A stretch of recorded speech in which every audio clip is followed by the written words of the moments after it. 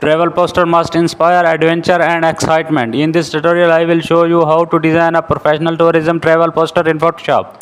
Open Photoshop and create a new poster canvas size. Set a blue sky or gradient or scenic background. Import a high resolution landmark photo. Position the image with the clipping mask to blend into the layout. Add a large bold headline like Discover the World in Modern Typography. Apply gradient overlays or shadows for depth in text. Insert a tourism element like aeroplane icon, luggage, or compass graphics. Add a catchy tagline such as Your next adventure awaits.